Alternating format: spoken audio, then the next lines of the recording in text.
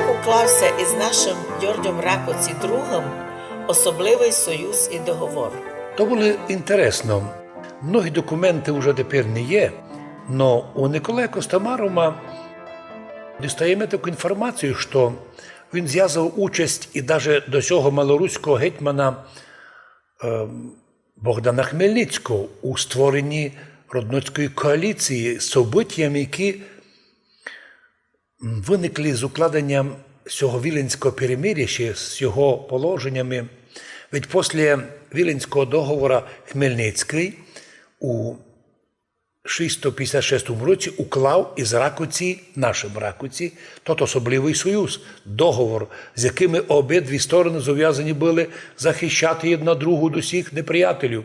А жителі обох країн, Малоросії і нашої Трансильванії, так називалося наше державне утворення, котре обнімало більшу частину і тому всю Карпатську Русь, це велика частина Карпатської Русі, напоминаю, щоб всі перебували у згоді. От інтересно, колись древня Трансильванія з договором Богдана Хмельницького мали договор з Малоросією. Увы, в цей момент в Україні не знають.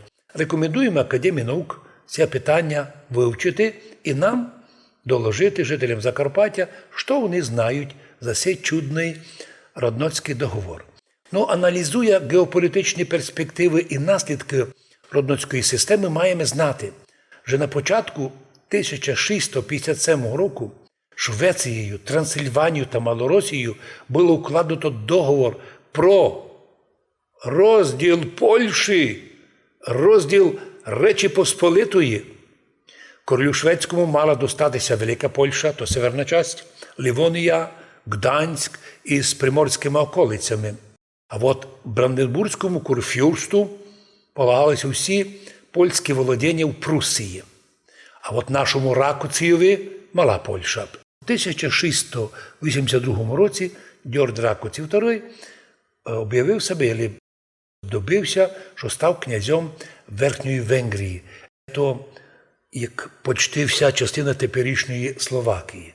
Тож би словакам треба знати цей історичний момент, коли русини із центром у Мукачеві мали таку цілу геополітичну можливість впливати на события далекі від нашого краю. І шведами, і з німцями. От чому так нам важливо знати. Мукачево, хоч нині рахується вторим городом Закарпаття Подкарпатської Руси, но в історичному плані воно первое. Впрочем, і главна для нас, і православна. Мукачевська єпархія – одна з древніших у Європі. Підкреслюю, одна з древніших в Європі православних єпархій і період Чехословакії як Карпаторусинська церква православна. І тому повторююся по-старому. Якщо хтось думає, що нам хтось якоїсь православ'я привіз на танках, так це мнення простеньких людей. То ми принесли 1150 років православ'я на наші землі, отсюда на Київ, а з Києва туди далі на Москву і аж до Аляски. Не нам московське православ'я принесли. Ми обладали ним до того, як нас насильственно ввели у состав Совєтського Союзу. І так, історію треба знати, подлинну історію любити, і всякі темнічки і дурниці, котрі пишуть нині антирусини, присікати. Но мирно, з любов'ю.